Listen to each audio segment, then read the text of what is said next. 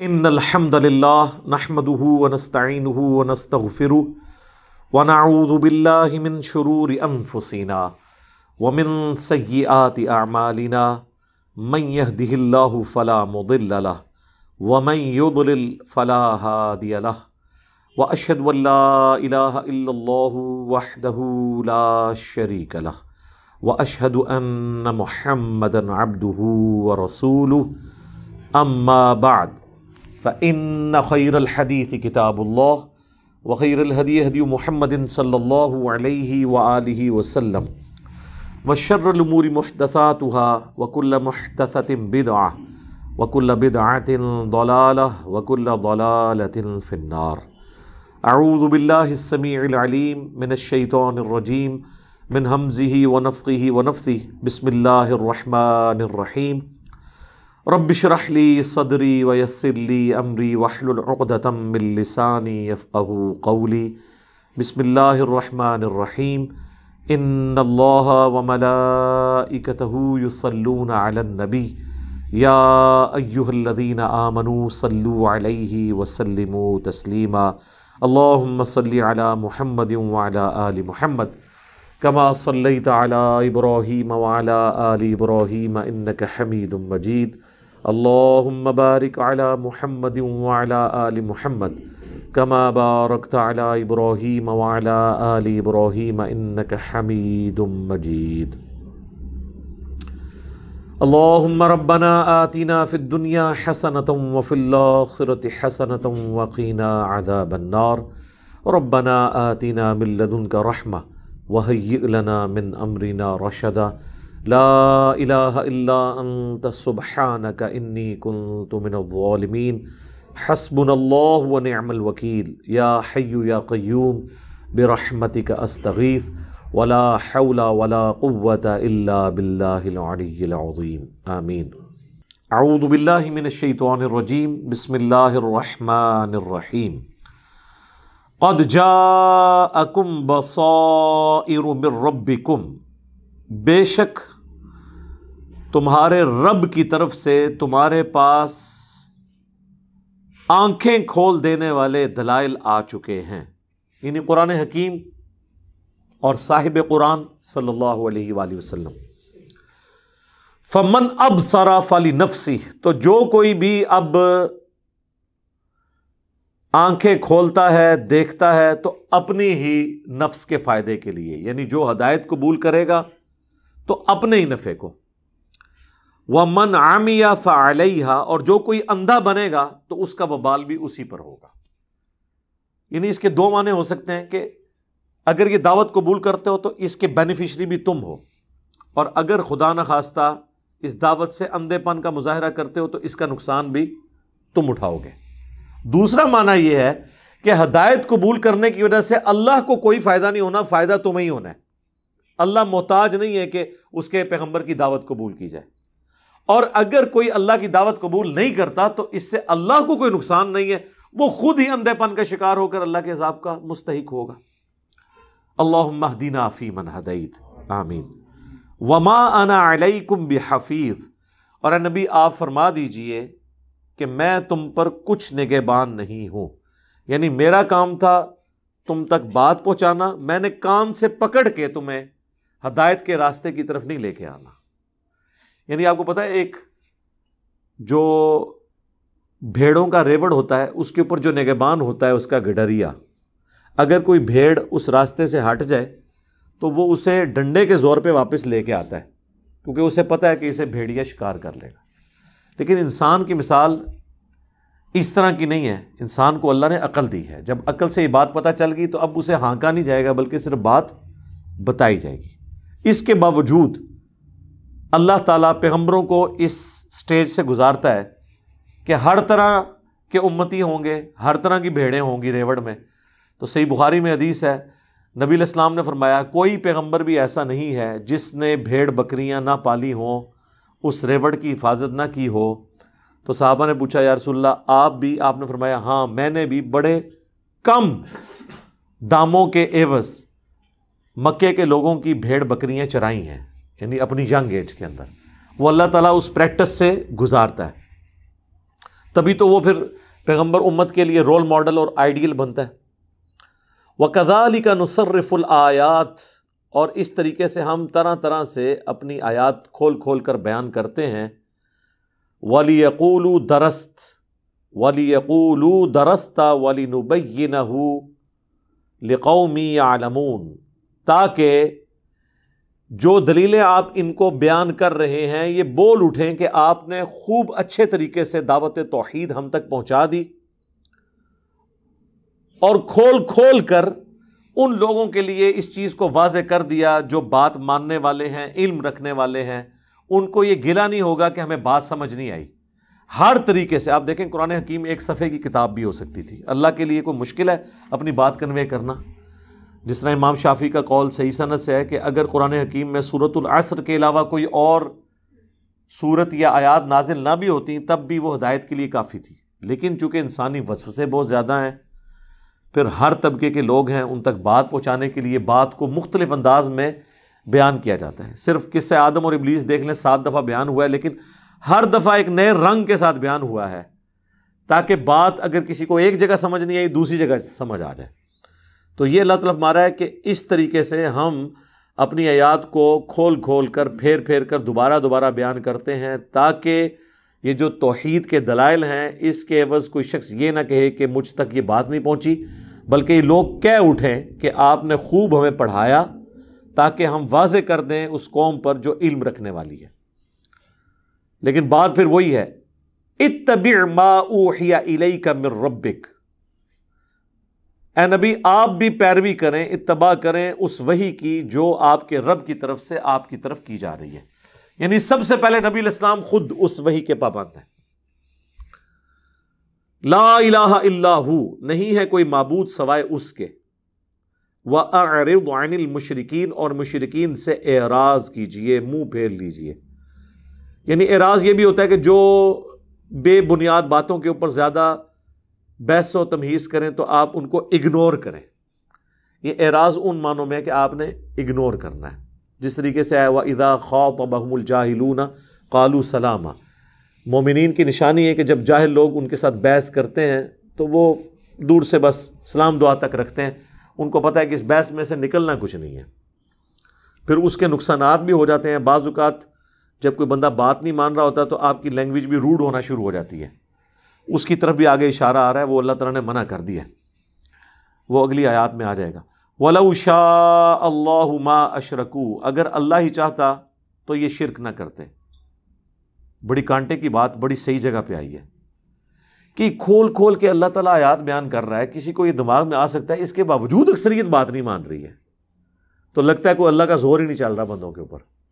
وہ اللہ تعالیٰ فرما رہا ہے کہ اگر اللہ چاہتا نا کہ یہ ہدایت قبول کریں تو اللہ نے لا تعداد ہمارے اعتبار سے تو کروڑوں اربوں فرشتے پیدا کیے ہیں جن کو بلٹ ان جسے کہتے ہیں نا بائی ڈیفالٹ اللہ تعالیٰ نے ان کو لیے ہدایت سیٹ کر دی ہے، وہ تو نافرمانی نہیں کرتے۔ اگر اسی طرح کی مخلوق انسان بھی اللہ نے بنانی ہوتی تو اللہ تعالیٰ سب کو ہدایت دے دیتا، آنے واحد میں لوگ ابو بکر عمر عثمان و علی بن جاتے رضی اللہ عنہم اجمعین۔ وَمَا جَعَلْنَاكَ عَلَيْهِمْ حَفِيظًا، اور ہم نے آپ کو ان پر نگہبان نہیں بنایا۔ اب یہ بات پھر دوبارہ ریپیٹ ہوگی، یہ اس کی تکلیف، اس کی انٹینسٹی اس وقت آپ کو سمجھ آئے گی جب آپ کے پس منظر میں ہو کہ ایک شخص اکیلا 13 سال سے دعوت توحید پیش کر رہا ہے، تکلیف اٹھا رہا ہے، اس کے باوجود صرف 125 بندے مسلمان ہوئے ہیں۔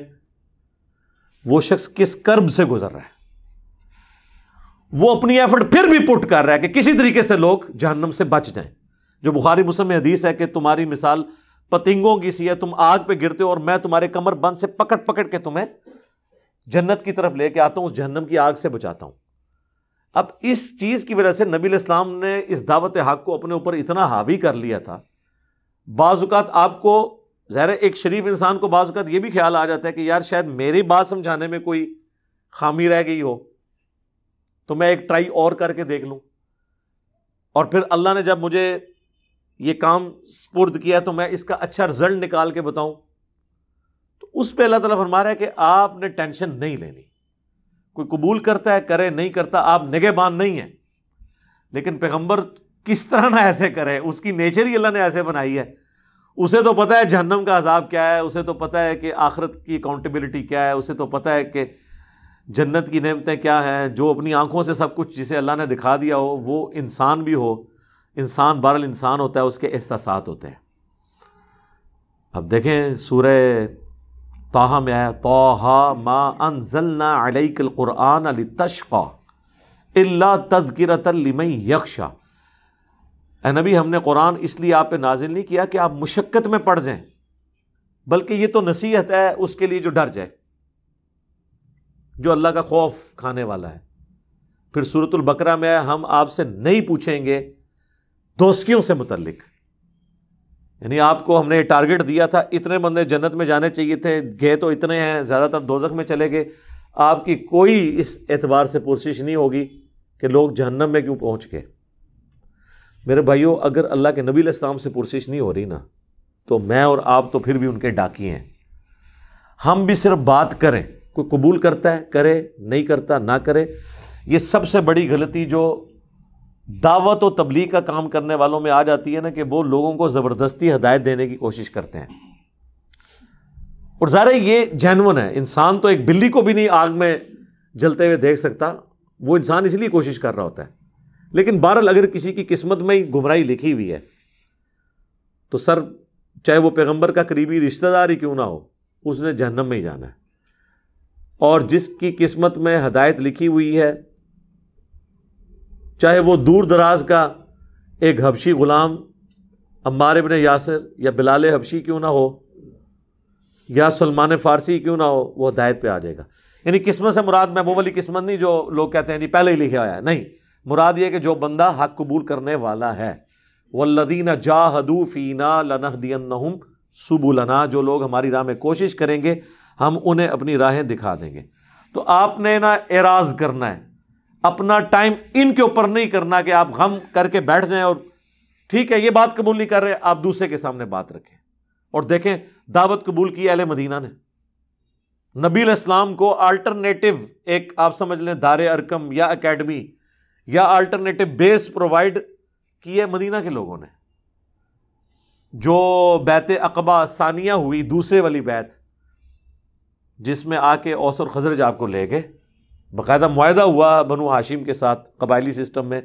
حضرت عباس اس وقت مسلمان نہیں ہوئے تھے، کافر تھے، لیکن چچا تو تھے حضور کے، پشت پہ تو کھڑے ہوئے تھے. ان کے ساتھ باقاعدہ معاہدہ ہوا کہ بھئی تم میرا بھتیجا لے کے جا رہے ہو، اس گارنٹی کے اوپر میرے ساتھ ریٹرن میں ایگریمنٹ کرو کہ کوئی لاس نہیں انہیں پہنچاؤ گے. اور دیکھیں بس مدینہ جانے کی دیر تھی تو ایسے اللہ تعالیٰ نے اس دعوت کو عروج دیا ہے کہ 13 سال میں 125 بندے مسلمان ہیں. اگلے 13 سال کے اندر رومن اور پرشین امپائر بھی گر گئی ہے. کتنی بڑی کامیابی ہے. وہ تھریش ہولڈ پوائنٹ اچیو ہو گیا.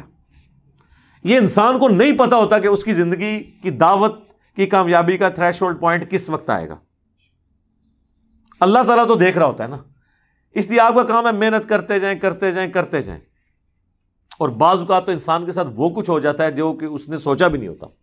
مثلا ہم اپنی دعوت کے بارے میں تو ہم نے کوئی ٹارگٹ بھی نہیں تھا کہ کیا ہونا ہے، اس میں سے کیا نکلنا ہے. اب اتنا کچھ نکلا ہے کہ ہم اس کو سنبھال نہیں پا رہے کہ یار کیا کریں. یہ تو مطلب یہ اللہ ہی سنبھالنے والا ہے، پہلے بھی اللہ نے سنبھالا ہے. آپ دیکھیں میں جب بھی ممبر پہ چڑھتا ہوں لا حول ولا قوت الا باللہ، یہ میں نے جس کو کہتے ہیں نا وہ اللہ تعالیٰ کی صفت جو ہے نا، یہ ہر چیز کو کنٹرول کرنے کی، میں نے بس وہ ایک ہی بات پکڑ لی ہوئی ہے. وہ کہتے ہیں نا ایک بات کی رٹ لگا لینا، لا حول ولا قوت الا باللہ. یا اللہ نہیں ہے میرے پاس کچھ بھی، نہ نیکی کرنے کی کوئی ہمت ہے، نہ گناہ سے بچنے کی. یہ تیرے نبی کی دعوت ہے، تو نے اسی کو چلانا ہے، ہم تو اپنے ریسورسز نہیں مینج کر سکتے. تو بار بار اس چیز کو ہائی لائٹ کرتے رہتے ہیں الحمدللہ. وما انت علیہم بوکیل، اور اے نبی ہم نے آپ کو ان پر کوئی ذمہ دار بھی نہیں بنایا. نہ آپ ان پہ نگہبان ہیں اور نہ ذمہ دار ہیں. اگر کل کو کچھ ہو گیا یہ خود بھگتیں گے. اسی کو کہا گیا وما علینا الا البلاغ، ہمارے ذمہ تو نہیں مگر پہنچا دینا. لیکن پھر میں وہی بات کروں گا، انسان ہی ہوتا ہے نا یار، انسان کا دل پسیجتا ہے. پھر اللہ نے یہاں تک کہا فَلَعَلَّكَ بَاخِعٌ نَفْسَكَ عَلَىٰ آثَارِهِمْ إِن لَّمْ يُؤْمِنُوا بِهَٰذَا الْحَدِيثِ أَسَفًا. اے نبی تم اپنے آپ کو ہلاک کر لو گے اس غم میں کہ لوگ اس قرآن پہ ایمان نہیں لے کے آ رہے. ٹینشن نہیں حضور کی ختم ہوئی. یہ میں آپ کو بتا دوں اتنا کچھ کہنے کے باوجود اور بار بار یہ درجنوں دفعہ ٹاپک قرآن میں آیا کہ اے نبی چھوڑ دیں، آپ کا کام صرف پہنچانا ہے، آپ نے ٹینشن نہیں لینی، ہم آپ سے نہیں پوچھیں گے، آپ نے بڑے اچھے طریقے سے کام کر دیا ہے۔ سرکار اتنی جس کو گارنٹی دی جائے اس کے بعد تو ہونا چاہیے وہ ٹینشن لینے ہی چھوڑ دے، لیکن نہ، ٹینشن تے آخری ساہ تک نہیں چھڈی اللہ دے نبی نے، ٹینشن لئی ہے، کیونکہ انہیں یہ پتا تھا کہ اللہ تعالیٰ تو یہ میرے ساتھ ہمدردی اور ایک اللہ کی جو صفت عدل ہے اس کے کانٹیکس میں یہ بات کر رہا ہے، لیکن مجھے تو پتا ہے آگے کیا ہونے والا ہے۔ تو میں ایک انسان کی انسان کے ساتھ جو ہمدردی ہو سکتی ہے نا، جسے کہتے ہیں نا آؤٹ آف دا وے جا کے انہوں نے فیور دی ہے، یہ out of the way favour تھی۔ وَمَا أَرْسَلْنَاكَ إِلَّا رَحْمَةً لِّلْعَالَمِينَ، سراپا رحمت وہ اللہ کی، اور اس کے پیچھے بھی اللہ ہی ہے، یہ اللہ نے ہی حضور کو ایسے بنایا ہے۔ ہاں، وہ سورہ آل عمران میں ہے کہ اللہ کی رحمت ہے نبی کہ تم ان کے لیے بڑے نرم مزاج ہو، اگر تم تند مزاج ہوتے تو تمہارے صحابہ کب سے تمہیں چھوڑ چکے ہوتے، اور اللہ نے فرمایا یہ اللہ کی رحمت ہے کہ تم ان کے لیے نرم ہو۔ وہ رحمت کا تقاضا بھی اللہ نے، یعنی وہ جو قوالی ہے نا گھورک دھندے والی، وہ ساری بھی غلط نہیں ہے، یہ اس کا پورشن بڑا زبردست ہے کہ اللہ تبارک و تعالی یعنی خود حالات و واقعات پیدا کرتا ہے۔ ابراہیم کو اپنے بیٹے کی مقتل گاہ تک لے کے آیا ہے، اینڈ پہ جا کے چھوڑ کے فدیہ بھی کر دیا، لیکن ایک بار جڑا نا جنہوں کہتے ہیں نا سا کڑا دیتا ہے، اینڈ پہ جا کے وہ بھی کر دیا، اور امام حسین علیہ السلام کو کربلا تک لے آیا۔ یہ اللہ کے کام ہے جی۔ وہ آیت آ رہی ہے جی 108 نمبر، یہ بڑی مشہور آیت ہے، یہ میں نے مختلف اوقات پہ جب بھی انٹرنیشنل کوئی افیئرز آتے ہیں، خصوصاً گستاخانہ کارٹونز کا ایشو آتا ہے، مسلمانوں کے خلاف جو کمپینز ہوتی ہیں، اس میں نے ہمیشہ اس آیت کو کوٹ کیا ہے۔ یہ قرآن حکیم کا ہی ایک سمجھ لیں اعجاز ہے، یہ قرآن کی تعلیمات ہی اتنی زبردست ہیں۔ وَلَا تَسُبُّوا الَّذِينَ يَدْعُونَ مِن دُونِ اللَّهِ، مت گالیاں دو، مت برا بھلا کہو ان ہستیوں کو جن کو یہ اللہ کے سوا پکار رہے ہیں۔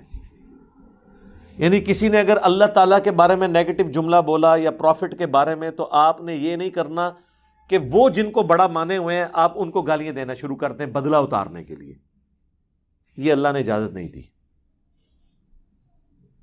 اگر کسی ہندو نے نعوذ باللہ قرآن کی توہین کر دی یا مسجد کی توہین، تو ہمیں اجازت نہیں ہے کہ ہم جو ہے ان کے مندروں کو گرانا شروع کرتے ہیں، یا کسی نے ہمارے نبی علیہ السلام کے بارے میں کوئی بات کی تو ہم اس کے کسی بڑے کے بارے میں، چاہے وہ جھوٹا ہی کیوں نہ ہو، سچے کے بارے میں تو ہم سوچ بھی نہیں سکتے نا۔ یہ اسلام کی خوبصورتی ہے، اللہ کے فضل سے جب کبھی اسلام کے خلاف پروپیگنڈا ہوا کرسچنز کی طرف سے، جیوز کی طرف سے، آپ کبھی نہیں دیکھیں گے کہ مسلمان حضرت عیسیٰ علیہ السلام یا حضرت موسیٰ علیہ السلام کی توہین کرنا تو بڑی دور کی بات ہے، اس طرف ان کا وسوسہ اور دماغ بھی نہیں کبھی جاتا، کہیں تحت شعور میں ایسی بات ہی نہیں ہے۔ الٹا جب جیزس کرائسٹ کے خاکے بنے ہیں، کرسچنز نے اس کی مخالفت دی کہ مسلمان مقابلے پہ آ گئے کہ یار یہ توہین ہے، کیونکہ ہمیں تو سکھایا گیا کہ ایک پیغمبر کا انکار گویا سارے پیغمبروں کا انکار ہے۔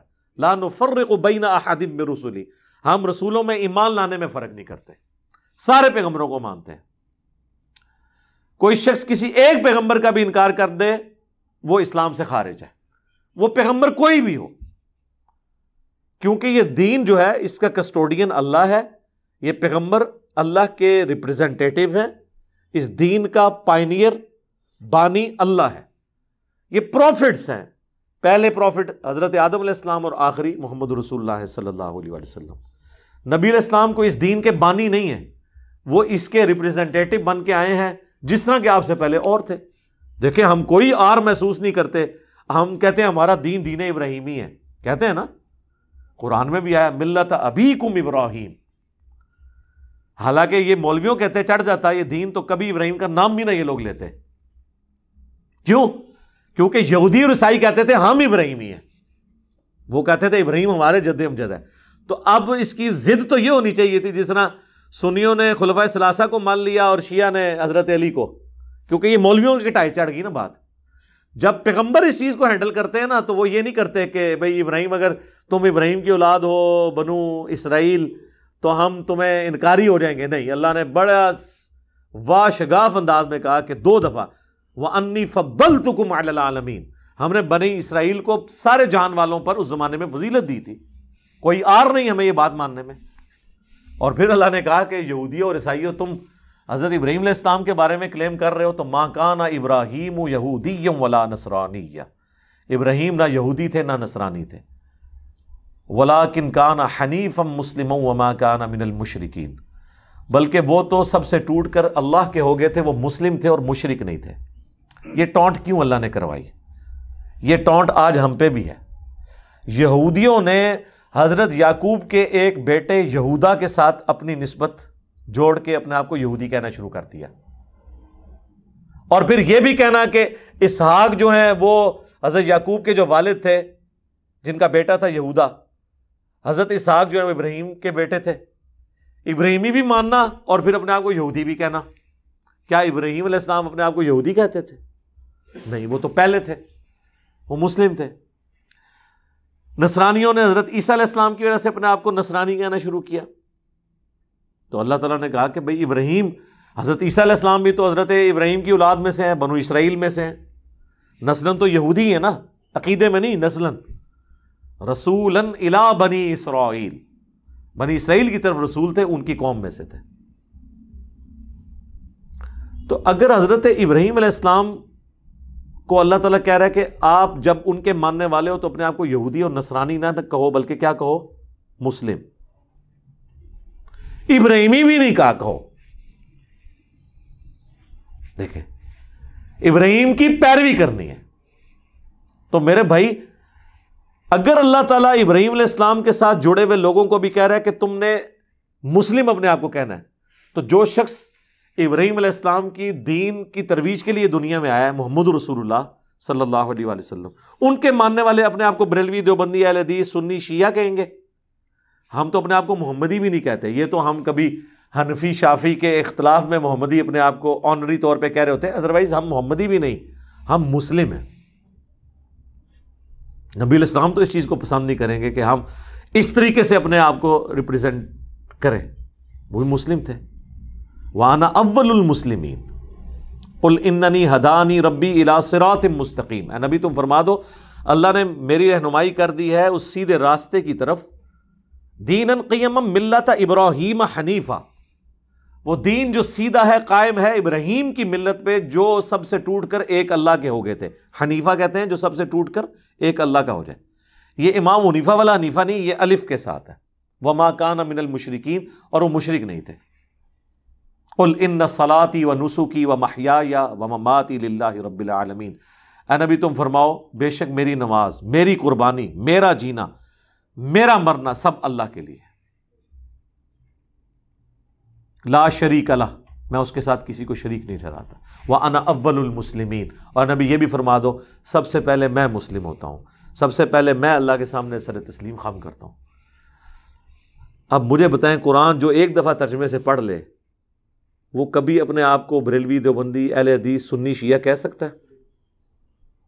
تو یہ جو آپ کے بزرگان دین جن کو آپ کہتے ہیں یہ قرآن کی تفسیریں لکھ کے مرے ہیں، انہوں نے قرآن سے یہ حاصل کیا ہے کہ تفسیر لکھ کے بھی اپنے آپ کو وہ فرقوں میں بانٹ کے گئے۔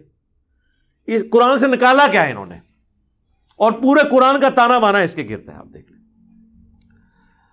تو بات یہاں سے شروع ہوئی تھی کہ ہم نے کبھی بھی کرسچنز یا جیوز سے اختلاف کے باوجود ان کے پیغمبروں کے بارے میں کبھی نیگیٹو جملہ نہیں بولا۔ ہم تو بدھسٹ کے بڑوں کے بارے میں بھی نہیں بول سکتے، گالی نہیں دے سکتے، ہاں علمی رد کر سکتے ہیں، تعلیمات کا رد کر سکتے ہیں، اور پیغمبروں کا تو وہ بھی نہیں ہوگا، لیکن پیغمبروں کے نام پہ جو شرک مچایا ہوا ہے اس کا رد ہوگا، وہ تو قرآن نے خود کر دیا۔ سورہ المائدہ میں 17 نمبر آیت، اے نبی تم فرماؤ کوئی اللہ کا کیا بگاڑ لے گا اگر اللہ ارادہ کرے کہ عیسیٰ ابن مریم کو، ان کی ماں کو اور جتنے زمین میں آباد ہیں ان کو ہلاک کر دے، اللہ سے کوئی کیا پوچھ سکتا ہے؟ تو جب اللہ کا سٹیٹس یہ ہے تو حضرت عیسیٰ ابن مریم اللہ کی مخلوق ہے۔ پھر سورۃ المائدہ کی 75 نمبر آیت میں جا کے آیا کہ عیسیٰ اور ان کی ماں کھانا کھانے کے محتاج تھے، وہ نہ تمہارے نقصان کے مالک ہیں نہ نفع کے۔ اب یہ آج کے مسلمان تو حضرت عیسیٰ کے حق میں یہ گالیاں سمجھیں گے اس کو، یہ حضرت عیسیٰ کی توہین کر دی، بھائی عیسیٰ علیہ السلام کی توہین نہیں ہو رہی، توحید اسٹیبلش ہو رہی ہے۔ اگر قرآن حضرت عیسیٰ علیہ السلام کے منصب کو بیان کر کے اور جو لوگوں نے ان کو بڑھا دیا تھا اس چیز کو ہائی لائٹ کر کے توحید کو اسٹیبلش کر رہا ہے، ہم جب کبھی نبی علیہ السلام کے حوالے سے کوئی اس طرح کا عقیدہ بیان کریں، چاہے وہ علم الغیب کا ہو، حاضر و ناظر کا ہو، یا استمداد کا ہو، تو اس میں ہمیں کون گستاخ رسول پھر کس بنیاد پہ کہہ سکتا ہے؟ تو قرآن جو ہے وہ گستاخ عیسیٰ ہے کیا؟ اور پھر صحیح بخاری کی حدیث دیکھنا، میری شان کو اس طرح بلند نہ کرنا جس طرح لوگوں نے حضرت عیسیٰ علیہ السلام کو بڑھا دیا تھا۔ میں اللہ کا بندہ اور اس کا رسول ہوں، مجھے اللہ کا بندہ اور اس کا رسول ہی کہنا۔ تو نبی علیہ السلام نے اپنا سٹیٹس کلیئر کیا ہے، اس کو کوئی گالی نہ سمجھے۔ اسی طریقے سے یہ میں آیت پہ اس لیے بول رہا ہوں کہ یعنی مسلمانوں میں جو فرقے ہیں سب سے زیادہ یہ میرے اوپر لگائیں گے آیت کا کہ بھائی دیکھو بھائی یہ آیت بھی پڑھ رہا ہے کہ جی کسی کے جھوٹے خداؤں کو گالی نہ دو، وہ تمہارے سچے کو دیں گے۔ تو میرے بھائی ہم گالی نہیں دے رہے، ہم ان کا سٹیٹس کلیئر کر رہے ہیں۔ ہم جیسس کرائسٹ کو گالی نہیں دے رہے، ان کا سٹیٹس کلیئر کر رہے ہیں۔ ہم آپ کے بزرگوں کو گالی نہیں دے رہے، ان کا سٹیٹس کلیئر کر رہے ہیں۔ گالی یہ کہ آپ گندے الفاظ ان کے بارے میں یوز کریں، جو آپ کے بعض علماء کہتے ہیں نہیں گستاخوں کو گالیاں دینا تو ثواب کا کام ہے۔ اس پہ پھر میری ویڈیو آئی تھی، یار کہاں سے جو وہ جھوٹے توڑ موڑ کے دلائل کو پیش کرتے تھے، میں نے اس کا رد کیا۔ فَيَسُبُّ اللَّهَ عَدْوًا بِغَيْرِ عِلْمٍ، اگر تم یہ کام کرو گے تو اس کا نتیجہ یہ نکلے گا کہ وہ تمہارے اللہ کو گالیاں دیں گے بغیر علم کے، جہالت کی وجہ سے، دشمنی میں آ کے، یہ اس کا رزلٹ نکلے گا۔ تو اس کا پھر کیا ہوگا؟ پھر اور آگ بھڑکے گی، دنیا کا امن برباد ہوگا۔ بہتر یہ ہے کہ تم یہ کام کرو ہی نہ، کہ جس کی وجہ سے اینڈ رزلٹ اس کا یہ نکلے۔ كَذَلِكَ زَيَّنَّا لِكُلِّ أُمَّةٍ عَمَلَهُمْ، اسی طریقے سے ہم نے ہر امت کے لیے اس کے اعمال مزین کر دیے ہیں۔ یعنی اللہ تبارک و تعالیٰ کا تو کام تھا دعوت پہنچانا، اس کے باوجود شیطان کے ہتھے چڑھ کے لوگ اپنی نظریات کو، اپنی محبت کو دین کا رنگ دے کے اڈاپٹ کر رہے ہیں، بس ان کے لیے ان کے اعمال سنور چکے ہیں۔ ثم الی ربہم مرجعہم، اس کا اینڈ رزلٹ پھر کیا نکلنا ہے کہ تمہیں اپنے رب کی طرف لوٹایا جانا ہے۔ فینبئہم بما کانوا یعملون، وہ پھر بتا دے گا انہیں جو کچھ وہ دنیا میں کام کیا کرتے تھے۔ اسی آیت کو لوگ اس اعتبار سے بھی مس یوز کرتے ہیں، وہ کہتے ہیں جی چھوڑ دیں، آپ کسی کو نہ بتائیں کیا سچ ہے کیا جھوٹ ہے، آپ پہ آگے جا کے پتہ لگ جائے گا۔ یہ وہی ہے کہ پھر اللہ تعالیٰ بتا دے گا کہ آخرت میں کیا ہوگا۔ یہ تو اللہ تعالیٰ یہ بتا رہا ہے کہ دعوت کے باوجود اگر کوئی حق قبول نہیں کرتا، کانٹیکسٹ یہ چل رہا ہے، تو آپ نے ٹینشن نہیں لینی، کیا مطلب دن تو فیصلہ ہو ہی جائے گا نا۔ اس کا یہ مطلب کب ہے کہ دعوت کا کام چھوڑ دینا ہے، یہ دعوت نہیں کرنی، یہ رزلٹ نہیں ہے اس میں سے۔ یعنی دعوت کرنے کے بعد ٹینشن نہیں لینی، اللہ تعالیٰ فیصلہ کرے گا۔ باقی اگر کوئی کہتا ہے نا آپ نے کسی کو سمجھانا نہیں، اسے آگے جا کے پتہ چل جائے گا، سرکار آگے پتہ نہیں چلے گا، لگ پتہ جائے گا۔ ہاں یہ لگ نو پیچھے لے آؤ تو یہ تمہیں پتہ لگے گا، ایلا پتہ لگے گا۔ اگر قیامت والے دن قادیانیوں کو یہ پتہ چلا کہ غلام احمد قادیانی نے ہمارے ساتھ دھوکہ کیا تھا، تو ان کو یہ پتہ لگنا ان کے لیے کوئی فائدہ مند ہوگا؟ اگر بریلویوں کو قیامت والے دن یہ پتہ چلا کہ انہوں نے مکے مدینے کے نام پر سواریاں سوار کر کے جا کے بریلی میں اتاری اور وہ بیچارے اسے مدینہ شریف ہی سمجھتے رہے، تو ان کو یہ چیز فائدہ دے گی؟ دیوبندیوں کو اگر قیامت والے دن جا کے یہ بات پتہ چلی کہ ہمارے ساتھ تو دھوکہ ہوا ہے، گنگو شریف، ہاں گنگوئی کے تھے جہاں سے، یہ گنگو شریف والوں نے ہمارے ساتھ دھوکہ کیا ہے، تو ویسے اب میری ویڈیوز کے بعد تو کوئی نہیں کہہ سکتا، میرا خیال ہے دنیا کا کوئی دیوبندی نہیں بچا کہ جسے میاں کا نہ پتہ چلا ہو، اس کے باوجود بھی نہ ان کو پتہ چلے۔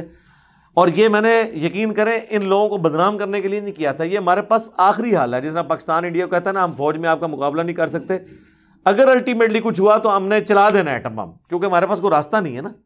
یہ ہمارے پاس ایٹم بم ہے کہ نہ یہ قرآن کو مان رہے ہیں نہ حدیث کو مان رہے ہیں، پھر ہم کیا کریں ان کے ساتھ؟ ہم کریں یہ کہ جن بابوں کی وجہ سے قرآن حدیث نہیں مان رہے نا، بابے مکاؤ۔ اور بابے مکانے کا طریقہ یہ ہے کہ بابوں نے جو بڑے بڑے بلنڈر کیے ہیں، اتنے بڑے بلنڈر کہ یہ اپنی اولاد کے سامنے اپنے بابوں کی وہ کرامات نہیں بیان کر سکتے، اپنے بچوں میں بیٹھ کے ان کی تعلیمات شیئر نہیں کر سکتے، وہ ایسی شیئر کریں کہ ان کے بچے پوچھیں کہ بابا جی کنا نہ لگے رہے ہو، ہاں جی۔ تو پھر کیا ہوگا؟ اس کا اینڈ رزلٹ ہے کہ بزرگوں سے اعتماد، جیسے یہ یہ بزرگوں کی جو آکاش بیل اترے گی نا تو آپ دیکھیں یہ درخت کس طرح پھلے پھولے گا. یہ بیل اکھاڑنی پڑے گی. بیل اکھاڑنے کے لیے بھائی ہمارے ہاتھ تو جو بھی ہتھیار آئے گا ہم نے یوز کر دینا ہے.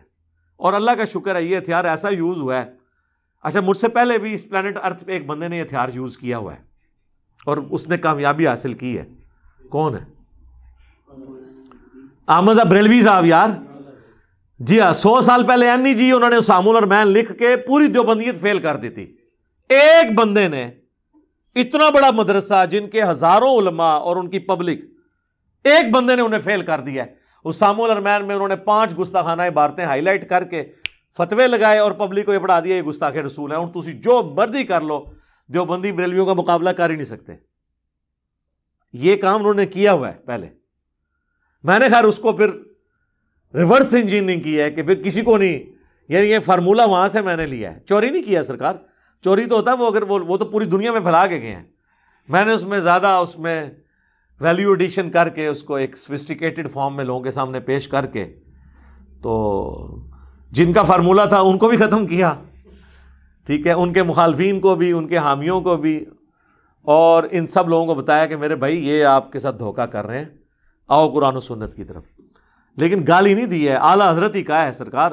دیوبندی نہیں کبھی اعلیٰ حضرت کہتے، اہل حدیث نہیں کبھی اعلیٰ حضرت کہتے. ٹھیک ہے، وہ تو انہوں نے تو کتاب لکھ دی ہے رضا خانی مذہب. ہم نے احترام بھی رکھا پیار محبت کے ساتھ، اور الحمدللہ یہ بھی بتایا کہ انہوں نے امت کے ساتھ کیا کیا. وَأَقْسَمُوا بِاللَّهِ جَهْدَ أَيْمَانِهِمْ، اور یہ قسمیں کھاتے ہیں بڑی گاڑی قسم کی اللہ کی. لَإِنْ جَاءَتْهُمْ آیَةٌ، اگر ہمارے پاس کوئی معجزہ آ گیا، لَيُؤْمِنُنَّ بِهَا، تو ہم ضرور اس پہ ایمان لے آئیں گے.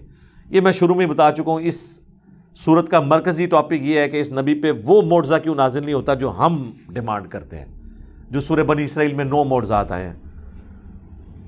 اب یہ بلیک میلنگ کی انتہا ہے نا. اب ان کو یہ پتہ چل گیا ہے کہ نبی کا معجزہ ہے قرآن سورۃ العنکبوت میں. معجزہ تو اب آنا کوئی نہیں ہے، تو بار بار وہ کہتے ہیں معجزہ کیوں نہیں دیا گیا.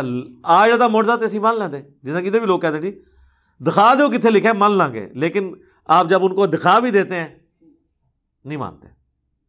تو اس کا حل یہ ہوتا ہے کہ اسے کہو کہ میرے بھائی آپ اصول پہلے طے کرو، اگر آپ نے نہ مانا تو پھر کیا ہوگا، وہ آپ اپنی سزا تجویز کریں. کئی لوگ تو کہتے ہیں لکھے ہی نہیں ہوئے گا. ان کو یار سپوز نہیں لکھا ہوا پھر تو تسی بری، اگر لکھے ہوا پھر کیا کرو گے. تو کئی لوگ دعوت قبول بھی کر لیتے ہیں. ٹھیک ہے، 100 پہ محنت کریں ایک آدھ دانا تو نکل ہی آتا ہے. ہون جڑی فضا ہے اللہ فضل نال 50-50 دی پرسنٹیج ہو گئی ہے. پڑھے لکھے طبقے میں تو 100 پہ محنت کریں تو 98 نکل آتا ہے.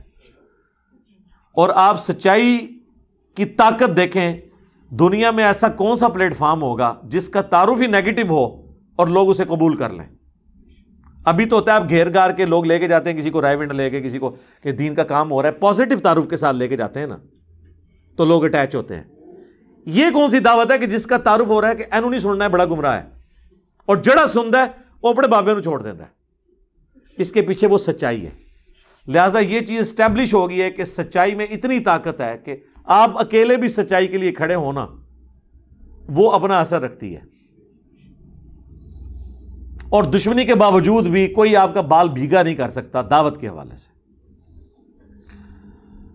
تو یہ کہتے ہیں کہ اگر کوئی نشانی نازل ہوگی ہوتی ہم ضرور ایمان لے آتے. اب اللہ کو تو پتہ ہے نا کہاں سے ایمان لانا تھا، یہ تو صرف ڈکوسلا ہے ان کا. قل انما الآیات عند اللہ، اے نبی فرما دو کہ معجزے تو اللہ کے پاس ہیں. وما یشعرکم، اور اے مسلمانوں تمہیں کیا شعور اس حوالے سے، انہا اذا جاءت لا یؤمنون، کہ اگر اللہ کی طرف سے منہ مانگا معجزہ یا نشانی آ بھی گئی تب بھی ایمان نہ لے کر آئیں. ظاہر مسلمانوں کو ہوتا تھا کہ چلو یار اللہ تعالیٰ تھوڑا سا اس معاملے میں لینیٹ ہو کے معجزہ دکھائی دے، ہو سکتا ہے یہ اسلام لے آئیں. تو اللہ تعالیٰ ہمارا ہے کہ تمہیں کیا پتا کہ نہیں لائیں گے، پھر بھی اللہ تو مستقبل کو جانتا ہے. یعنی ول آف گاڈ جو ہے وہ اس کو تو آپ چیلنج نہیں کر سکتے نا. یہ اللہ کی مرضی ہے کہ اس نے کیا چیز دکھانی ہے کیا چیز نہیں دکھانی. موسیٰ علیہ السلام نے جو معجزات دکھائے ہیں اس کے بعد کیا سارے ایمان لے آئے تھے؟ نہیں.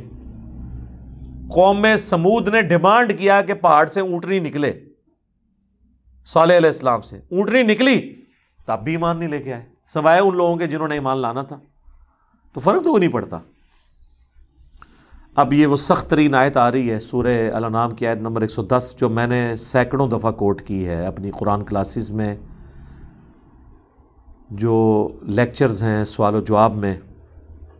اکثر لوگ پوچھتے ہیں کیا وجہ ہے کہ بعض اوقات لوگوں کو ہم قرآن بھی دکھا دیتے ہیں، حدیث بھی دکھا دیتے ہیں، اس کے باوجود وہ حق کا راستہ قبول نہیں کرتے، اور کیا وجہ ہے کہ اتنے بڑے بڑے علماء جنہوں نے قرآن کی تفسیر لکھی، احادیث کے ترجموں میں انہوں نے زندگی اپنی بسر کر دی، اس کے باوجود گمراہی پہ مرے ہیں۔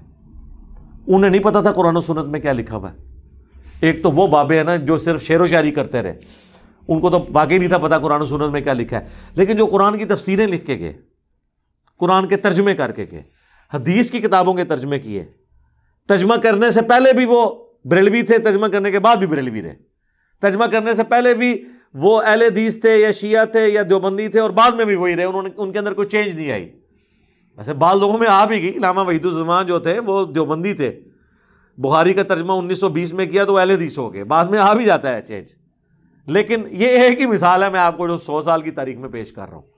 اکا دکا لوگ ہیں، یا مفتی عامر عثمانی ہیں جنہوں نے خلافت و ملوکیت پڑھی، اس کا جواب لکھنے کے لیے تو الٹا انہوں نے خلافت و ملوکیت کے دفاع میں 700 صفحے لکھ دیے، جو دیوبند کے مفتی تھے۔ تو لیکن یہ کوئی لاکھوں ہزاروں میں ایک دانہ نکلتا ہے، زیادہ تر یہی ہے کہ قرآن کی تفسیر لکھ کے فوت ہو جائیں گے، حدیث کے ترجمے کر کے فوت ہو جائیں گے، اور ایک رتی برابر اس میں سے حق قبول نہیں کریں گے۔ اس کے پیچھے کیا ریزن ہوتی ہے؟ یہ وہ سر ٹروتھ ریویل ہو رہا ہے۔ قرآن کی یہ آیت اس اعتبار سے آپ سمجھ لیں اہم ترین آیت ہے، سورہ الانعام کی آیت نمبر 110، وَنُقَلِّبُ أَفْئِدَتَهُمْ وَأَبْصَارَهُمْ، ہم پھیر دیتے ہیں لوگوں کے دلوں کو اور آنکھوں کو حق بات قبول کرنے سے۔ یہ اللہ اپنی طرف منسوب کر رہا ہے کہ میں ہی نہیں قبول کرنے دیتا۔ سورۃ الانفال میں بھی آیا کہ اللہ اور اس کے رسول کی دعوت پہ لبیک کہا کرو۔ یاد رکھو اللہ تعالیٰ دل اور بندے کے درمیان بعض اوقات حائل ہو جاتا ہے اور بات سمجھ ہی نہیں آتی، اسی کو میں کہتا ہوں گیئر الٹا لگ جاتا ہے، جو سورۃ الاعراف میں آیا کہ پھر یہ حالت ہو جاتی ہے جب ہدایت کا راستہ دیکھتے ہیں اسے گمراہی سمجھنا شروع کر دیتے ہیں، اس وجہ سے اسے چھوڑ دیتے ہیں اور گمراہی کو ہدایت سمجھنا شروع کر دیتے ہیں، اسے ایکسیپٹ کر لیتے ہیں۔ یہ بڑا خطرناک معاملہ ہے۔ اسی کو کہا گیا ختم اللہ علی قلوبہم وعلی سمعہم وعلی ابصارہم، ان کے دلوں پر، آنکھوں پر، یعنی دل سے مراد عقل، چاہے دماغ ہو یا دل، کوئی بھی چیز، چونکہ لٹریچر کی زبان میں قرآن بات کرتا ہے، اللہ تعالیٰ کی طرف مور لگ جاتی ہے۔ ہم پھیر دیتے ہیں ان کے دلوں کو، ان کی عقل کو، ان کی آنکھوں کو حق بات قبول کرنے سے، کما لم یؤمنوا بہ اول برہ، جس طرح انہوں نے بھی تو حق قبول کرنے سے انکار کر دیا تھا جب پہلی دفعہ انہیں یہ پتا چل گیا تھا کہ یہ بات ٹھیک ہے۔ ایسے ہو جاتا ہے۔ میرے خیال ہے اس کی نمائندہ مثال ابو جہل ہے، اسے بالکل صحیح سمجھ آ گئی تھی کہ یہ کیا ہونے جا رہا ہے۔ خالد بن ولید کا باپ ولید بن مغیرہ، اسے بالکل سمجھ آ گئی تھی کہ یار یہ عام انسان نہیں ہے، یہ کلام عام کلام نہیں ہے، پھر بھی اس نے حق قبول نہیں کیا، اس لیے اللہ کا اتنا غصہ ہے قرآن میں اس کے اوپر۔ تو اللہ تعالیٰ فرما رہا ہے کہ جب پہلی دفعہ کسی کو بات سمجھ آ جائے اس کے باوجود وہ ہٹ درمی کرتا ہے نا، پھر اللہ تعالیٰ سے بات سمجھ ہی نہیں لگنے دیتا۔ اچھا یہ اب اللہ کا فیصلہ ہے، بعض اوقات اللہ تعالیٰ کسی کو ڈھیل بھی دے دیتا ہے۔ اب یہ اللہ کا فیصلہ ہے کسے اس نے ڈھیل دینی ہے، دوبارہ چانس دینا ہے، اور کس کو پہلی دفعہ میں پکڑ لینا ہے۔ یہ مولوی تو سارے جکڑے گئے ہیں پہلی دفعہ میں نے دیکھا ہے۔ اس کی وجہ یہ ہے کہ انہیں بالکل صحیح بات سمجھ آ گئی ہوتی ہے۔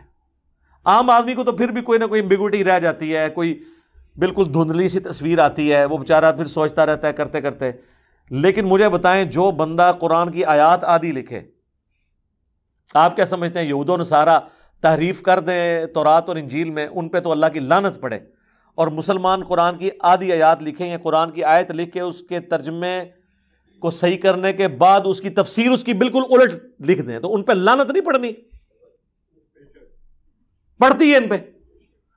یعنی مفتی احمد یار خان صاحب نعیمی نے سورۃ القصص کی آیت نمبر 44 ڈسکس کی حاضر و ناصر کے مسئلے میں ہر جگہ وہ تعویل کرتے آئے. سورہ ال عمران کی تعویل کی, اے نبی علیہ السلام تم وہاں موجود نہیں تھے جب وہ کلمے ڈالی جا رہی تھی کہ کون کفالت کرے گا مریم کی. اسی طریقے سے قرآن میں آیا کہ تم وہاں موجود نہیں تھے جب ہم نے موسیٰ علیہ السلام کو کوہ طور پہ بلایا. اور اللہ تعالیٰ یہ بات دلیل کے طور پہ مشرکین عرب کو پیش کر رہا ہے کہ یہ پیغمبر اس وقت موجود بھی نہیں تھے, تب بھی یہ پوری ہسٹری صحیح صحیح بیان کر رہے ہیں, کسی سے پڑھے ہوئے بھی نہیں ہیں, یہ ان کی پیغمبری کی دلیل ہے. اس آیت سے ان کو یہ ٹینشن پڑ گئی کہ حاضر و ناظر کی نفی ہو جائے گی, کیونکہ یہ تو کہتے ہیں اگلی امتوں میں بھی حضور حاضر و ناظر تھے. تو ہر جگہ یہ پتہ کیا تعویل کرتے ہیں کہ اس در تو یہ آیا ہے کہ نبی وہاں موجود نہیں تھے, یہ نہیں آیا کہ دیکھ بھی نہیں رہے تھے, اللہ کے پاس تھے, وہاں سے بیٹھ کے دیکھ رہے تھے. اور آج بھی مدینہ شریف میں قبر اطہر میں ہیں اور ہمیں وہاں بیٹھ کے دیکھ رہے ہیں. لیکن قرآن میں ایک آیت ایسی تھی جو ان کی عقیدے کی موت تھی, وہ یہ سورہ قصص کی آیت تھی.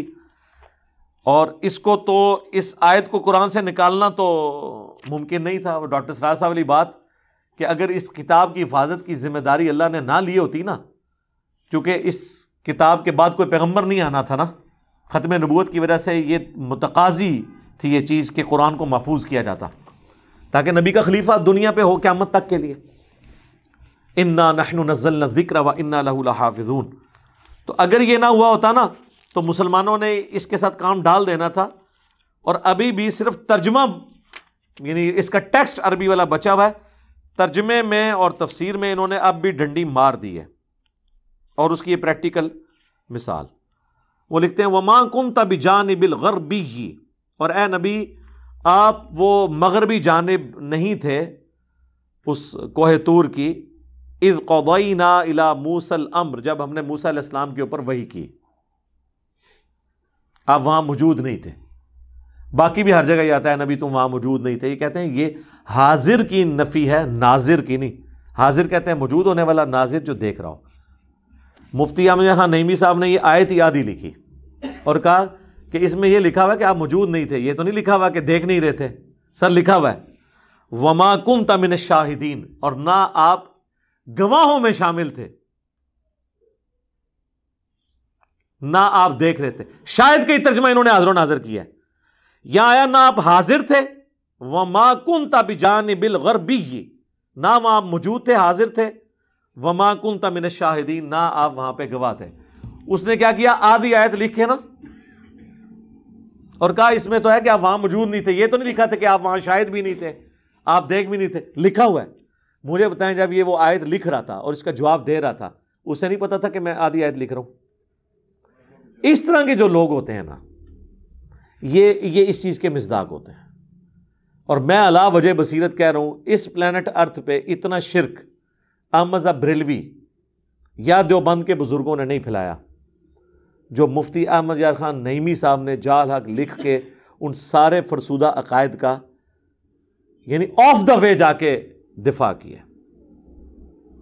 حتیٰ کہ وہ جال حق میں غیر اللہ سے مدد مانگنے کی دلیل میں سورہ بقرہ کی آیات لے آئے کہ اے نبی, یعنی یہ ان کو فرما دو کہ اگر تمہیں شک ہے نا اس کتاب کے بارے میں تو بلا لو اللہ کے سوا جتنی ہستی ہیں ان کو, اس طرح کی کتاب کوئی بنا کے بتائے. تو کہتے ہیں دیکھیں اللہ تعالیٰ ہمیں خود دعوت دے رہا ہے کہ اللہ کے سوا اور ہستیوں سے بھی مدد مانگ لو. اور رزلٹ ہے جو ان پڑھ بھی نہ کٹے. جی آپ پڑھ لیں جال حق میں جا کے. اب یہ جب اب باتیں یہ بلنڈرز ہیں, اس کے بعد بھی اگر کوئی ان کے پیچھے آنکھیں بند کر کے چلتا ہے اس کا کوئی علاج نہیں ہے سوائے ایک اس سے بڑا علاج میں نے رکھا ہوا ہے, آخری علاج. وہ میرے پاس جو یکا ہوتا ہے کہ میں کسی بزرگ کی گستاخی ثابت کر دوں, وہ میں نے کر دی. اسی جال حق میں انہوں نے جو نور اور بشر کی بحث ہے نا, اس میں ان سے ایک بلنڈر ہو گیا اور وہ ہم نے پکڑ لیا. اس کے اوپر پھر یہ سارے آ کے لاجواب ہو جاتے ہیں. انہوں نے کہا قل انما انا بشر مثلکم, اے نبی تم فرما دو کہ انسان ہونے میں تمہاری طرح ہوں. ظاہر مرتبے میں تو ہم بھی نہیں کہتے, آپ جیسا مرتبہ کسی کا ہو نہیں سکتا. ٹھیک ہے جی, ہماری آنکھیں تو ادھر تک نہیں دیکھ سکتی. بخاری مسلم ہے نبی علیہ السلام نے جنت بھی دیکھ لی نماز کی حالت میں. بخاری مسلم میں اپنی پیٹھ کے پیچھے بھی دیکھ لیتا ہوں. آپ کے پسینے میں سے بھی بخاری مسلم میں آتا ہے خوشبو آتی تھی. ٹھیک ہے, تو انسان ہونے میں وہ ہماری طرح تھے, مرتبے کی تو بات ہی نہیں ہو رہی. تو اب ان کو بشر ماننا بھی مشکل ہو جاتا ہے نا. تو انہوں نے اس بحث میں کہا کہ اس آیت کا صرف مقصد یہ ہے کہ اتنا بتایا جائے کہ تم لوگ اے انسانوں مجھ سے مانوس ہو جاؤ کہ میں انسان ہوں, تم مجھے یقین کر لو, لیکن اندروں میں انسان کوئی نہیں, اندروں میں نور ہاں, میں انسانی شکل میں آیا ہوں تاکہ تم مجھ سے مانوس ہو جاؤ کہ ایک انسان دوسرے انسان کی بات صحیح طریقے سے سن لیتا ہے. جس طرح شکاری شکار کرنے کے لیے مختلف آوازیں منہ سے نکالتا ہے, یہ تیتر کو اور بٹیر کو, اس طرح پیغمبر بھی یہ کر رہے تھے کافروں کو اپنی طرف مائل کرنے کے لیے. اب پیغمبر کی مثال کس سے دے دی انہوں نے؟ شکاری سے. اور وہ شکاری بھی وہ جو فراڈ کر رہا ہوتا ہے, تیتر ہوتا نہیں ہے, آوازیں نکالتا ہے, اندروں کچھ اور ہوتا ہے. اب یہ تو صراحتاً گستاخی تھی, اس کی کوئی تعویل بھی نہیں ہے, کیونکہ بریلوی کہتے ہیں گستاخی کی تعویل بھی نہیں کی جائے گی. اے میں پھڑ لی سرکار, اندھا دھند پیروی کے انجام میں ڈال دی. اللہ کا شکر ہے ہزاروں لوگوں کی ہدایت کا سبب بنی. میرا وہ جو لیکچر ہے انڈیا اور پاکستان کے بزرگوں کی 19 گستاخانہ عبارات کا تحقیقی جائزہ, اے سارو سوئی ہے جیڑی میں انہوں نے غبارے ماری ہے فارق. باقی قرآن و حدیث کے ساتھ جو اس کتاب میں انہوں نے کھلواڑ کیا ہے وہ آپ لاکھ دکھائیں کچھ نہ کچھ تعویل کریں گے, گستاخی کی تعویل نہیں کریں گے, کیونکہ وہ ادھر ان کو ڈر پڑ, کیونکہ ان کو پٹی یہ پڑھائی گئی ہے کہ گستاخ نہیں ہونا چاہیے. دیکھ لو جی, انہوں نے خود اشرف تھانوی پہ جو حسام الارمین میں فتویٰ لگایا وہ کس بات پہ لگایا پتہ؟ کہ اس نے کہا تھا کہ نبی کو اسی طرح کا علم غیب ہے جس طرح ایک جانور کو بھی تو چھٹی حص کے طور پہ پتہ چل جاتا ہے کیا ہونے والا ہے, اس میں نبی کی ہی تخصیص کیا, یہ تو اس طرح کا علم تو ہر پاگل مجنون نعوذ باللہ اور جانور کو بھی حاصل ہوتا ہے. تو اعلیٰ حضرت نے فتویٰ لگا دیا کہ تم نے جانوروں کے ساتھ مثال دے دی. سرکار تو آڑے پوتا مرید نے, یہ پوتا مرید ہے نا, اعلیٰ حضرت کے خلیفہ ہیں نعیم الدین مراد آبادی, اور ان کے خلیفہ ہیں مفتی احمد یار خان صاحب نعیمی. یہ نعیمی ان کی وجہ سے لکھتے ہیں, ٹھیک ہے. تو مفتی احمد یار خان نعیمی صاحب نے وہی کام پایا ہے جو اشرف علی تھانوی نے حفظ الایمان میں نبی الاسلام کے لیے وہ گندی مثال دی تھی, یہ پکڑی گئی ہے. پھر اس میں اتنا ترویا ہے کہ انہوں کو بچنے دی راہ نہیں ہے. لیکن یہ میں نے کیوں یہ ٹوٹکا, میں نے بتایا ہمیں کوئی ضرورت نہیں تھی, ہمارے پاس تو کوئی ذریعہ ہی نہیں ہے نا کہ ان کو منوانے کا, یہ قرآن حدیث کو مانے. تو آخری حربہ یہی ہے جو اعلیٰ حضرت سے ہم نے سیکھا ہے کہ ایک کتاب لکھ دو حسام الارمین 1905 چک دو پورا دیوبند مدرسہ, اور انہوں نے مولوی, ٹھیک ہے, اج تک وہ جان نہیں چھڑا سکے. تو جو اسی کام پایا ہے نا اللہ کے فضل سرکار, یہ وہ مدنی وائرس ہے جو قیامت تک نہیں اب ختم ہونے والا. ہاں انشاءاللہ, نہ یہ کوئی ویکسین ہے, ہاں یہ کوئی ویکسین بھی نہیں ہے, یہ وہ مدنی وائرس ہے. کیونکہ یہ تھوڑے کو ہی وسیلے ہے طریقہ. اگر آپ اس کا علاج کرنے کی کوشش کریں گے تو پہلے آپ حسام الارمین کو غلط کہیں گے, وہ آپ کہہ نہیں سکتے, ٹھیک ہے. تو یہ اللہ کا شکر ہے, یہ ہمیں مجبوراً کرنا پڑا. تو یہ اللہ تعالیٰ فرما رہا ہے کہ ہم ان کے دلوں کو, ان کی آنکھوں کو پھیر دیتے ہیں, کما لم یؤمنوا بہ اول مرہ, جبکہ انہوں نے بھی تو پہلی دفعہ جب حق کھلا تھا تو انہوں نے حق بات قبول کرنے سے انکار کر دیا تھا. وَنَذَرُهُمْ فِي طُغْيَانِهِمْ يَعْمَهُونَ, اب ہم انہیں چھوڑ دیں گے اپنی سرکشی میں بھٹکتے پھریں, حتیٰ کہ ان کی یہ حالت ہو جائے گی وَلَوْ أَنَّنَا نَزَّلْنَا إِلَيْهِمُ الْمَلَائِكَةَ, اب اللہ نے ان پہ ایسی مور لگا دی ہے کہ اگر فرشتے بھی ان کے سامنے نازل ہو جائیں. وَكَلَّمَهُمُ الْمَوْتَ, اور مردے قبروں سے نکل کے ان سے باتیں کرنا شروع کر دیں کہ یہ نبی حق ہیں, ہم نے آخرت دیکھ لیا ہے, ہم پہ عذاب ہو رہا ہے. وَحَشَرْنَا عَلَيْهِمْ كُلَّ شَيْءٍ قُبُولًا, اور ہر چیز جو اللہ تعالیٰ ان سے وعدہ دیتا ہے کہ قیامت کے دن یہ ہوگا, قیامت کا منظر بھی انہیں دنیا میں دکھا دیا جائے. مَا كَانُوا لِيُؤْمِنُوا, پھر بھی یہ ایمان نہیں لے کے آئیں گے. سرکار جب اللہ مور لگا دے, چاہے فرشتے نظر آ جائیں, مردے نظر آ جائیں, جہنم نظر آ جائے, جنت کی اڑے نظر آ جائیں, جب اللہ نے کسی کے اوپر مور لگا دی ہے تو اسے ہدایت نہیں ملنی. لہذا مولویوں کی, بزرگان دین کی ٹینشن نہ لیا کریں. جنہاں دی مت اللہ نے مار دیتی ہے اس وجہ نال کہ انہوں نے اپنے پیغمبر کے ساتھ غداری کی, عزتیں اویل کی رسول اللہ کے نام پر, سواریاں سوار کی اپنی گاڑیوں میں انہوں نے خانقاہوں میں مکے مدینے کے نام پر, اور اتاری جا کے جناب اجمیر شریف, بغداد شریف, دیوبند شریف, بریلی شریف, شیعہ شریف تے سنی شریف. الا ان یشاء اللہ, ہاں مگر اللہ ہی کسی کو زبردستی ہدایت دے دے کہ اسے آخری وقت میں کوئی بات سمجھ آ جائے, وہ الگ بات ہے. ادروائز جب مہر لگ، یعنی یہ وہ مہر ہے، یہ وہ سیل ہے جس کو اللہ کھول سکتا ہے. کوئی خاص کسی پہ کرم ہو جائے تو وہ ہو بھی جاتا ہے سرکار. وہ صحیح مسلم میں حدیث ہے، حضرت ابو ہریرہ کہتے ہیں یا رسول اللہ میری ماں آپ کو بہت گالیاں دیتی ہے، مجھ سے اب برداشت نہیں ہوتا، تو آپ دعا کرتے ہیں. حضرت ابو ہریرہ اتنی محنت کر چکے ہیں لیکن وہ ایمان نہیں لا رہی.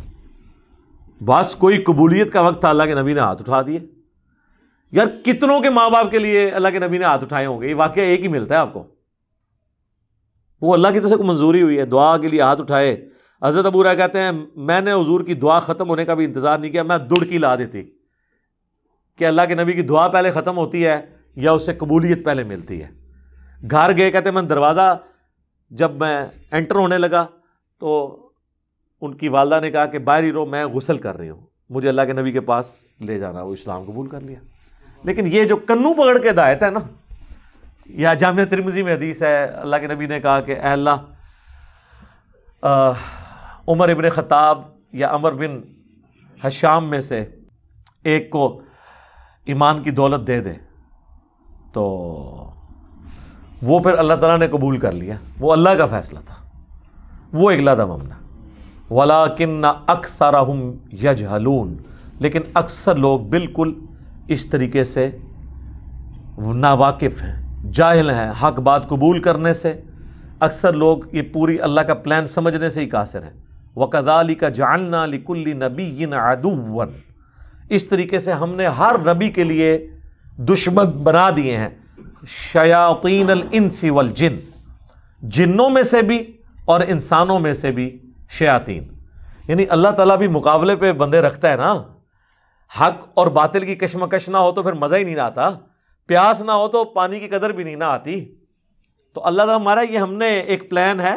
اللہ تعالیٰ انبیاء کے مقابلے پہ بھی انسان اور جنوں کو کھڑا کرتا ہے، یعنی اجازت دیتا ہے کہ وہ بھی کر لیں، پیغمبر بھی زور لگائے گا، اور پھر at the end of the day فتح اللہ کے ماننے والوں کی ہوگی. یہ وہی آیت ہے جو انہوں نے المحنت کے شروع میں لکھی ہوئی ہے. اعلیٰ حضرت کو شیطانی لشکر ڈکلیئر کرنے کے لیے آیت انہوں نے والا دیتا ہے کہ یہ جو شیطانی لشکر علماء دیوبند پہ حملہ آور ہوا ہے، احمد رضا بریلوی ان کی جماعت، تو یہ ہمیشہ سے اللہ کی سنت رہی ہے. اگے انہوں نے آیت لکھی ہے وَكَذَلِكَ جَعَلْنَا لِكُلِّ نَبِيٍّ عَدُوًّا شَيَاطِينَ الْإِنسِ وَالْجِنِّ. میں نے بتانا ہے بزرگان دین نے کیڑی کیڑی آیت کتے کتے کوٹ کی تھی. وہ مشہور زمانہ آیت ہے، ویڈیو میں اکثر کوٹ کرنا شیطانی لشکر والی. اس سے اندازہ کریں کہ یہ لوگ کافر سمجھتے ہیں ایک دوسرے کو. یہ تو کافر جنات کا ذکر ہو رہا ہے نا. نبیوں کے مقابلے پہ جو انسان اور جن ہیں شیاطین، وہ کافر ہیں. یوحی بعضهم الی بعض، جو بعض کو چپکے سے سکھا دیتے ہیں. زخرف القول غرورا، خوشنما باتیں جو لوگوں کو دھوکے میں مبتلا کر دیں.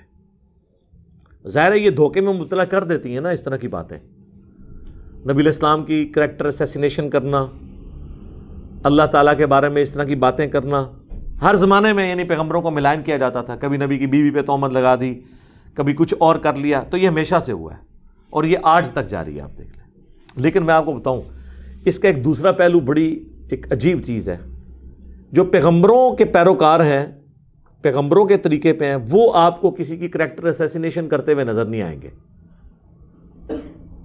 کریکٹر اسیسینیشن یہ ہے کہ جھوٹا الزام. ایک تو ہے کہ کسی کریکٹر خرابی ہے وہ آپ ہائی لائٹ کریں، جھوٹا الزام، اور اس کا پریکٹیکل ثبوت یہ ہے آپ ہمارا کوئی ایک اسٹوڈنٹ نہیں دکھا سکتے جس نے کسی عالم دین کی آدھی ویڈیو کاٹ کے اس کو غلط رنگ دینے کی کوشش کی ہو. ورنہ میں آپ کو بتاؤں، میں صرف ڈاکٹر اسرار صاحب کے بیان القرآن میں سے درجنوں نہیں سینکڑوں گستاخانہ باتوں کے کلپ بنا سکتا ہوں جس کو یہ گستاخانہ کہتے ہیں. لیکن ہم یہ حرکت نہیں کرتے. خیر وہ تو ہمارے مخالف بھی نہیں ہیں، میرے ٹیچر ہیں، علمی اختلاف اپنی جگہ، ان کے علماء کے ساتھ میں یہ سب کچھ کر سکتا ہوں. لیکن ہماری تربیت یہ نہیں ہم نے اسٹوڈنٹس کو کی کہ ان کے آدھے کلپ کاٹو. لیکن یہ کیا کرتے ہیں، آدھی بات کاٹ کے اس کو پھر پیش کرتے ہیں. کیونکہ ان کی دعوت جو ہے نا وہ یہ والی ہے، شیاطین والی، کہ طرح طرح کے خیالات دلوں میں ڈالنا. جو انبیاء کے ماننے والے ہوتے ہیں وہ سچائی کی بات کرتے ہیں اور وہ کبھی بھی انفیئر مینز یوز نہیں کرتے. مولا علی جو اپنی خلافت میں بظاہر دنیا میں ناکام ہوئے ہیں، بظاہر لوگوں کی نظر میں، کہ ایک شخص نے ایک امت کے اچھے خاصے حصے کی مت مار کے خلافت راشدہ کو ختم کیا، اس کے پیچھے صرف ایک ہی ریزن تھی کہ حضرت علی جو ہے نا وہ اصول کے اوپر کمپرومائز نہیں کرتے تھے. وہ کہتے تھے میں نے کوئی مکاری، میں نے کوئی سیاسی چال ایسی نہیں چلنی جس میں اللہ کے حضور میری پکڑ ہو جائے کہ تم نے یہ دو نمبری کیوں کی. اگرچہ حضرت علی کے لیے کامیابی حاصل کرنا کوئی مسئلہ نہیں تھا، سب کچھ کر سکتے تھے. اگر امیر شام جو ہیں وہ اپنے بیت المال میں سے لوگوں کو خرید سکتے ہیں، امام حسن علیہ السلام کے سرداروں کو، تو حضرت علی نہیں کر سکتے تھے. ان کے پاس تو پوری مسلم ورلڈ تھی بقیہ، لیکن وہ اپنے رشتہ داروں کا بھی وظیفہ نہیں عقیل بن ابی طالب کا بھی لگنے دیا. ٹھیک ہے، وجہ یہ ہے یہ کام ہم نہیں کر سکتے. لوگ کہتے ہیں نا یہ کیوں نہیں، اس کی وجہ ہے کہ اللہ کے حضور اکاؤنٹیبل. میں بھی ابھی یہ حرکتیں کر سکتا ہوں، ان مولویوں کو یقین کریں یہ گھر سے نہ نکلیں. ابھی طارق مسعود صاحب پہ برا وقت آیا تھا، واللہ میں اسے حضرت علی کی گستاخی ثابت کر کے اس لیول تک پہنچا سکتا تھا کہ خدا نہ خواستہ کوئی ان کے اوپر اٹیمپٹ کر دیتا، لیکن ہماری یہ تربیت نہیں ہوئی ہے. ہم ان کے دفاع میں کھڑے ہوئے کہ یار مس ہینڈلنگ ہے، خدا کے لیے وہ حضرت علی کی توہین نہیں کر رہا تھا، لیکن مس ہینڈلنگ ہے اپنی جگہ، لیکن وہ انٹینشن وہ نہیں جو آپ بتا رہے ہیں. چونکہ بیٹھتے ہی ناسبیوں میں یہ لوگ، تو یہ لادہ بات ہے کہ ان کی زبان ہمیشہ لڑکھڑاتی آل البیت کے بارے میں، باقی صحابہ کے بارے میں نہیں ہے. یہ بھی ہم سب کچھ کر سکتے تھے لیکن نہیں کیا سرکار. ہم چاہتے ہیں کہ ہم اللہ کے حضور ناکام نہ ہوں. تو یہ میں آپ کو بتا رہا ہوں کہ اللہ کے نیک بندوں کا ایٹیچیوڈ یہ ہوتا ہے کہ وہ اس طرح کا پروپیگنڈا نہیں کرتے جو مخالفین کرتے ہیں انبیاء کے. وَلَوْ شَاءَ رَبُّكَ، اگر تیرا رب چاہتا، مَا فَعَلُوا، تو کبھی یہ حرکت نہ کر سکتے جو انبیاء کے مخالفین ہیں، اگر اللہ انہیں کھلی چھٹی نہ دیتا. لیکن وہ چھٹی اس لیے دی ہوئی ہے تاکہ حق اور باطل کی کشمکش سے ہی تو پھر آپ نے جنت کمانی ہے نا. فَذَرْهُمْ وَمَا يَفْتَرُونَ، تو چھوڑ دیجئے انہیں ان کے حال پر، اور جو یہ بہتان باندھتے ہیں آپ ان کو ان کے حال کے اوپر چھوڑ دیں. آپ نے ٹینشن نہیں لینی ہے، آپ کا کام دعوت حق پہنچانا ہے. میرا خیال ہے اسی پہ کنکلوڈ کرتے ہیں کیونکہ ٹائم بھی مکمل ہو چکا ہے. اللہ تعالیٰ سے دعا ہے جو حق بات میں نے کہی اللہ تعالیٰ ہمارے دلوں میں راسخ فرمائے. اگر جذبات میں میرے منہ سے کوئی غلط بات نکل گئی تو اللہ تعالیٰ ہمارے دلوں سے اسے دھو ڈالے، ہمیں معاف بھی فرما دے، ہمیں کتاب و سنت کی تعلیمات پر عمل کر کے دوسرے بھائیوں تک پہنچانے کی توفیق عطا فرمائے. سبحانک اللہم و بحمدک، اشہد ان لا الہ الا انت، استغفرک و اتوب الیک، وما علینا الا البلاغ المبین. جزاکم اللہ خیرا.